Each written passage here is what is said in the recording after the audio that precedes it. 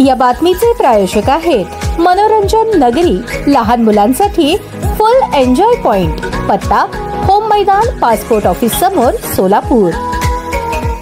अवैध वाळू उपसा व वाहतुकी विरोधात पोलीस प्रशासनाने धडक मोहीम हाती घेतली आहे। पोलीस प्रशासनाच्या पथकास गुरसाळे व शेळवे तालुका पंढरपूर येथील भीमा नदी पात्रात जेसीबीच्या सहाय्याने अवैधरित्या वाळू उपसा करून वाहतूक पोलीस प्रशासनाने विविध वाहनांवर कारवाई करून 50 ब्रास वाळू साठा जप्त करण्यात आला। गुरसाळेत 58,80,000 तर शेळवेत 67,08,000 रुपये असा एकूण 1,25,88,000 मुद्देमाल जप्त करण्यात आल्याची माहिती उपविभागीय पोलीस अधिकारी प्रशांत डगळे यांनी दिली।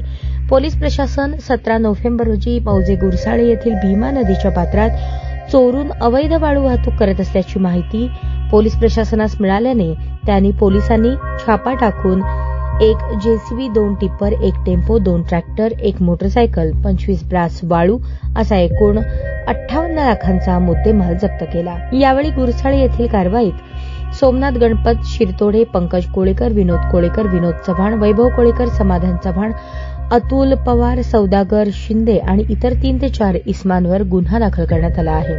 18 नोव्हेंबर रोजी शेळवे येथील भीमा नदी पात्रात अवैध वाळू उपसा आणि वाहतूक करताना पोलिसांनी 1 जेसीबी, 2 टिप्पर व एक अंदाजे 25 ब्रास वाळू असा एकूण 67,08,000 रुपयांचा मुद्देमाल जप्त केला। शेळवे येथील कारवाईत विकास उत्तम बागल, तुकाराम गाजरे, बापू नागठळक, तानाजी पवार आणि इतर 3 ते 4 इसमांवर गुन्हा दाखल करण्यात आलाय।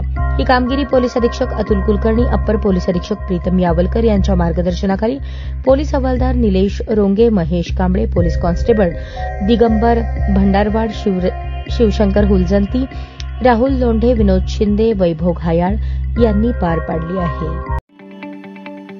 ताज्या बातम्या पाहण्यासाठी प्राईम महाराष्ट्र न्यूज चॅनलला सबस्क्राईब करा।